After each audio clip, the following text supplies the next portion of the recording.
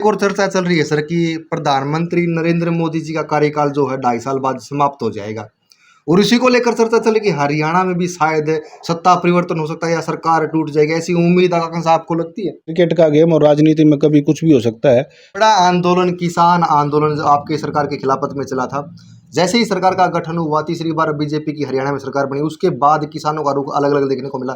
किसानों के ऊपर पराली जलाने का मुकदमा लगातार बढ़ता जा रहा है। क्या वास्तव में किसान नाखुश है बीजेपी के कार्यकाल से? जिला महामंत्री है सर, भिवानी लोकसभा में 4 विधानसभा सीटें आती है, जिसमें से लोहारू विधानसभा सीट कांग्रेस के खाते में गई, 3 विधानसभा की सीट बीजेपी के खाते में आई। तो ऐसी क्या कमी रही कि लोहारू नहीं जीत पाया? चुनाव से पहले एक आवाज आई थी सरकार, हरियाणा में सरकार कांग्रेस की बन रही है। क्या आपने जो चुनाव विधानसभा का ये पूरी ईमानदारी से लड़ा? ईमानदारी से चुनाव लड़ने के बाद में आपकी सरकार बनी है। इसके नेताओं ने आरोप लगाया था कि ईवीएम में कुछ गड़बड़ी है। 99% जो बैटरी चार्ज का आरोप है ईवीएम के ऊपर लगा था, वो सही था कि कुछ ईवीएम में गड़बड़ी की गई है, कुछ मशीनों को बदला गया है? जिस स्टेट में कांग्रेस की सरकार हिमाचल में बनी तो वहाँ ईवीएम ठीक थी। क्या हुआ सर? आपने बताया कि नायब सैनी जी के 55 दिन का जो कार्यकाल रहा, उसने हरियाणा की दिशा और दशा बदल के रख दी। 5 साल जो 19 और 24 के बीच का कार्यकाल था, उसमें अनेकों धरने बीजेपी सरकार के खिलाफत में चले। नायब सैनी जी के आने से 47 सीट जीत कर तीसरी बार हरियाणा में सरकार बनाने का जो रिकॉर्ड है वो बीजेपी में बना। जो पहले आरोप लगाते थे बीजेपी के ऊपर या जो बीजेपी के विरोध में जो लोग चलते थे, उन्होंने फिर अपना वोट जो है बीजेपी को दिया। क्या नायब सैनी जी ऐसे नेता हैं जो सबको अपने पक्ष में ले पाए, जो भी इनके खिलाफत में 19 और 24 के बीच में चल रहे हैं? आपका मानना है कि ईमानदारी से चुनाव लड़ा, ईमानदारी से बीजेपी की हरियाणा में सरकार बनी और संगठन आपका मजबूत था तो ही बीजेपी हरियाणा में सरकार बना पाई? बिल्कुल सही बात। इस समय बवानीखेड़ा विधानसभा क्षेत्र के गांव मिलकपुर में मौजूद है और बीजेपी पार्टी के द्वारा एक सदस्यता अभियान पिछले समय से चला जा रहा है, लेकिन इसको रफ्तार जो है अब पिछले 3 दिन से तेज हुई है। आज अपने साथ में बात करने के लिए जिला महामंत्री शिव कुमार पारासर जी मौजूद हैं। नमस्कार परशुराम जी, आपके पहले तो खबर टोटल को धन्यवाद और आपको बहुत बहुत बधाई। सर, बीजेपी ने एक सदस्यता अभियान शुरू किया है, मतलब क्या है इसका? सर, सदस्यता ले ली, मैंने भी ले ली, इसका फायदा आमजन को क्या होगा? देखिए, बीजेपी एक कैडर बेस्ड पार्टी है। पिछली बार जो सदस्यता हुई थी हमारी तो 11 करोड़ प्लस हुई थी। तो दुनिया की सबसे बड़ी पार्टी जिसमें सबसे ज़्यादा सदस्य मेंबर हैं वो पार्टी बीजेपी थी। सदस्य बनाना एक तरह से जो परिवार में मेंबर होते हैं, सदस्य होते हैं, इस तरह बीजेपी एक परिवार है। उस परिवार के हिसाब से ही हम सदस्य बनाते हैं और ये बड़ा परिवार है। तो अब की बार हमारा टारगेट जो है पिछली बार से ज़्यादा लेने का है, 12, 13, 14 जितना भी हो सके। नहीं, ठीक है, बड़ी पार्टी है और बड़ा परिवार है आपका। उस परिवार में कोई सदस्य शामिल होता है, उसका अलग से कोई फायदा होता है इससे? परिवार का सदस्य है तो परिवार के बेनिफिट सभी मिलेंगे। पार्टी का सदस्य है तो पार्टी की रीति नीति जो उसको देखेगा उसके बेनिफिट है। पार्टी की रीति नीति जो सरकार काम करती है आमजन के लिए, वो आगे पब्लिक तक पहुंचाने के लिए पार्टी के सदस्य ही काम करते हैं। जब आप एक सदस्य है, आपने देखा कि बीजेपी की जब सारी चीज़ों से आप जुड़ेंगे तो आपको पता लगेगा कि बीजेपी ने आमजन के लिए क्या काम किया। जैसे आयुष्मान कार्ड का किया, अब प्लॉट वाला कर रहे हैं, मोदी आवास योजना फिर दोबारा शुरू हो गई है मोदी जी के नाम से। तो वो योजनाएं जो है आम पब्लिक तक पहुंचाने का काम पार्टी के सदस्य ही करते हैं। ठीक है सर, अब विधानसभा चुनाव में आपकी बहुमत के साथ में सरकार बनी है, नायब सैनी जी का फेस आगे रख के हरियाणा में सरकार बनागा, वो जादू बखूबी देखने को मिला? हरियाणा में वो जादू चला? देखिए, बीजेपी एक कैडर बेस्ड पार्टी, जैसे मैंने आपको अभी थोड़ी देर पहले बताया, बीजेपी का संगठन जो है, बीजेपी कैडर बेस्ड पार्टी है, संगठन मजबूत है, बूथ लेवल तक हमारे कार्यकर्ता है। आज भी मैं सदस्यता अभियान को लेके बड़सी मंडल का प्रवास पे आया था, भाई सदस्य कितने बने हैं और कुछ सदस्य बनाने में, सदस्यता करने में अगर कोई दिक्कत परेशानी, कोई टेक्निकल दिक्कतें आ रही हों या उसके बारे में कुछ नहीं पता हो, जानकारी बढ़ाने के लिए वो बैठक लेने के लिए आया था।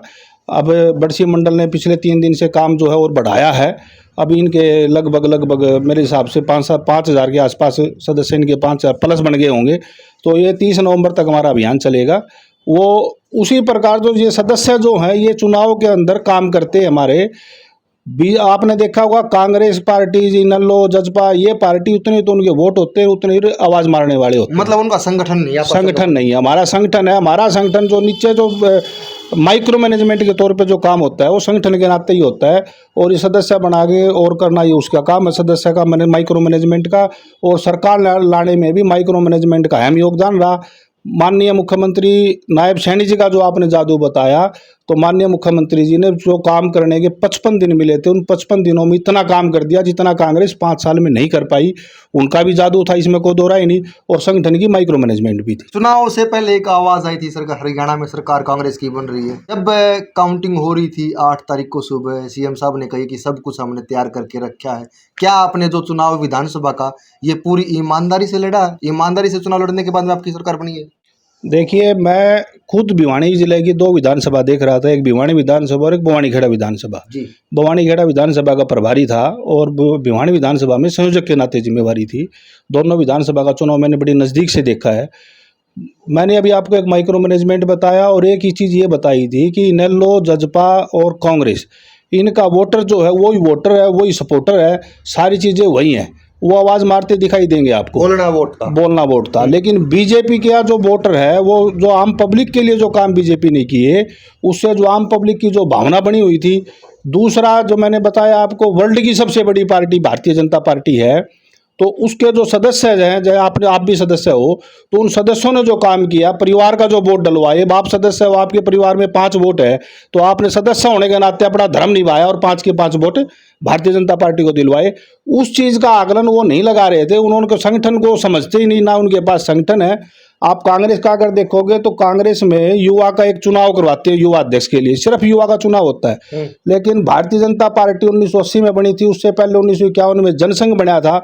जनसंघ के समय से हमारे मंडल बूथ अध्यक्ष से लेके जिला अध्यक्ष, प्रदेश अध्यक्ष, राष्ट्रीय अध्यक्ष, हर पद के लिए चुनाव होता है। तो कांग्रेस ने युवा का जो चुनाव करवाने का काम किया, वो भी बीजेपी के पैटर्न पे किया।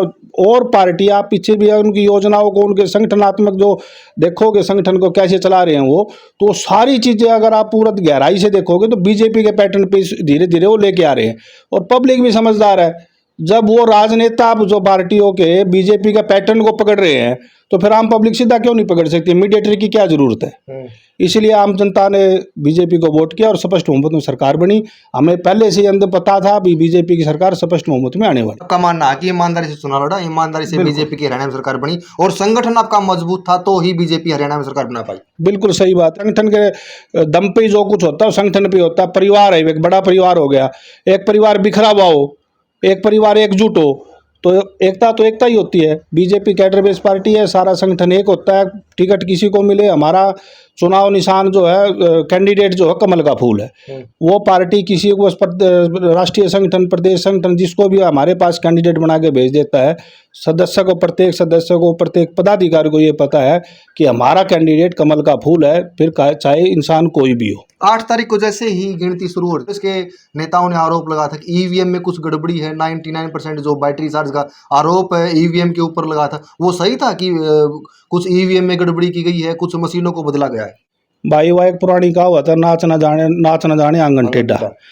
जिस स्टेट में कांग्रेस की सरकार हिमाचल में बनी तो वहाँ ईवीएम ठीक थी, पीछे कर्नाटक में बनी वहाँ ईवीएम ठीक थी, पिछली योजना में प्रदेश में, राजस्थान में, छत्तीसगढ़ में बनी तो ईवीएम ठीक थी। अगर ईवीएम में गड़बड़ी करनी होती तो हम उन स्टेटों में भी कर सकते थे, पहली बात। दूसरी बात, ईवीएम जिस समय आई थी उसमें कांग्रेस का राज था और कांग्रेस से ज़्यादा भ्रष्ट और टेक्निकल जो चीज़ें हैं उनको मिसयूज करने के लिए जितना कांग्रेस ने काम किया, अगर ऐसा कुछ होता तो कांग्रेस कर लेती। 2014 में बीजेपी की सरकार आनी नहीं थी। ये तो अपना जो है शर्म को अपने बचाने के लिए एक बहाना उनको चाहिए भाई, जहाँ वो चुनाव आ जाते हैं वहाँ ये कहते हैं कि ईवीएम खराब थी। ऐसा क्या हुआ सर? आपने बताया कि नायब सैनी जी के 55 दिन का जो कार्यकाल रहा उसने हरियाणा की दिशा और दशा बदल के रख दी। 5 साल जो 19 और 24 के बीच का कार्यकाल था उसमें अनेकों धरने बीजेपी सरकार के खिलाफत में चले। नायब सैनी जी के आने से 47 सीट जीत कर तीसरी बार हरियाणा में सरकार बनाने का जो रिकॉर्ड है वो बीजेपी में बना। जो पहले आरोप लगाते थे बीजेपी के ऊपर या जो बीजेपी के विरोध में जो लोग चलते थे, उन्होंने फिर अपना वोट जो है बीजेपी को दिया। क्या नायब सैनी जी ऐसे नेता हैं जो सबको अपने पक्ष में ले पाए, जो भी इनके खिलाफत में 19 और 24 के बीच में चल रहे हैं? देखिए, विपक्ष का काम होता है पार्टी का विरोध, सरकार का विरोध करना, और आम पब्लिक किसी न किसी नाते से हर राजनेता से जुड़ी हुई है। अब पीछे अग्निवीर योजना आई थी, तो मैं किसी राजनेता का एक्सीडेंट हो गया तो उसके घर पे गया था उसका बेरा लेने के लिए, हालचाल पता करने के लिए। तो वहाँ 3-4 उनके कार्यकर्ता बैठे थे, तो वहाँ अग्निवीर पे चर्चा चली हुई थी और बाई चांस वो कार्यकर्ता मेरे को जानते नहीं थे। तो अग्निवीर योजना की बड़ी बड़ाई कर रहे थे। तो मैंने उनसे पूछा, मैं भाई पीछे जाम धरने हुए, प्रदर्शन हुए, तो उस समय भी आप लोगों को मैंने देखा था, और आज आप बड़ा अकेले में बैठ के इसकी जो इस योजना को अच्छी योजना बता रहे हो। तो उन्होंने बताया, बोला भाई साहब जो अपना भाईचारा है, ये धरना प्रदर्शन पार्टी का काम है जी, वहाँ भी चले गए अब, लेकिन हमें पता है कि योजना क्या है। तो वो चीज़ें जो विरोध वाली जो चीज़ें थी, वो जो विपक्षी पार्टियां करती थी, उसमें पब्लिक जाती है अपने भाईचारे को कायम रखने के लिए, लेकिन वोट तो जहाँ देना है वहाँ देना है।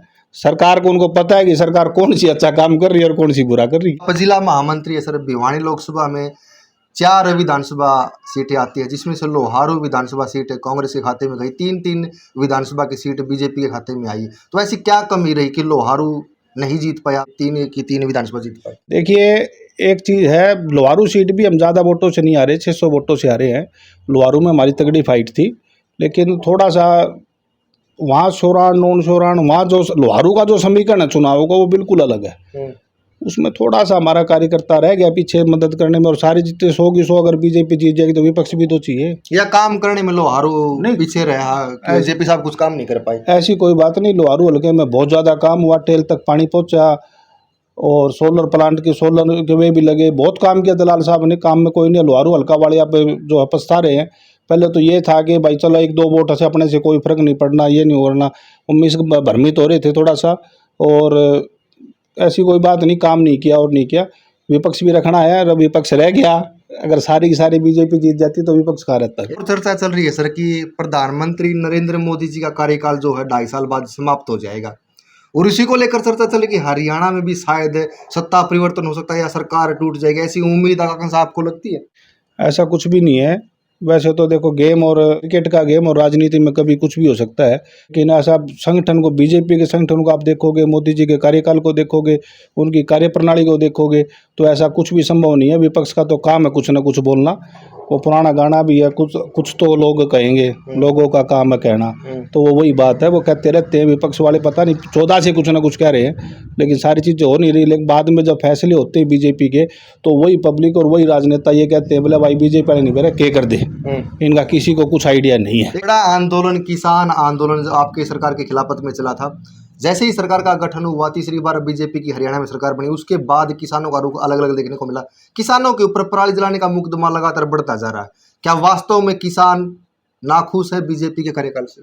बिल्कुल भी नाखुश नहीं है किसान, किसान खूब खुश है। उनको किसानों के लिए जितना काम बीजेपी ने किया आज तक कोई पार्टी नहीं कर पाई। वही विपक्ष वाली बात है, विपक्ष में जो कार्यकर्ता वोटर इनेलो जजपा, मैंने बताया जो किसान आंदोलन था, उसके अंदर ये सभी जो विरोधी विपक्ष जो था, चाहे वो जजपा का कार्यकर्ता रहा, चाहे वो इनेलो का कार्यकर्ता रहा, चाहे वो कांग्रेस का कार्यकर्ता रहा, चाहे वो आम आदमी पार्टी का कार्यकर्ता रहा, वो सारे के सारे धरने पे बैठे हुए थे। और उनमें भी अगर जो आप देखोगे तो किसान, कई बार मैंने बताया भाईचारे वाली बात अभी आपको पीछे अग्निवीर पे बताई थी, कई बार वो चीज़ें भी हो जाती है। अगर किसान विपक्ष में होता, किसान नाखुश होता, तो बीजेपी की 47 सीटें थोड़ी आनी थी। आप समझदार हैं। ठीक है, अभी आपने अपनी बातों में जिक्र किया लगभग 11-12 करोड़ आपने सदस्यता अभियान बीजेपी में पार्टी में करवाए हैं, तो अब की बार कुछ आंकड़ा लेके चले सर, इतने करोड़ लोगों को आपने सदस्यता दिलानी है? पिछला आंकड़ा हमें पार करना है। पीछे 11 करोड़ कुछ का था समथिंग, एक्यूरेट तो मेरे को नहीं पता। सदस्यता के संयोजक अपने पूर्व जिला अध्यक्ष माननीय एडवोकेट शंकर दुप्पड़ जी हैं, पूरे आंकड़े तो उन्हीं के पास हैं। तो अभी कुछ आंकड़ा तो आया नहीं है हमारे पास। मैं भी थोड़ा सा चुनाव में भी जीता, तो उन्हीं के पास आंकड़े, तो पूरा आंकड़ा नहीं, लेकिन पीछे वाला जो आंकड़ा हमारा था उससे ज़्यादा हम मेंबर बनाएंगे।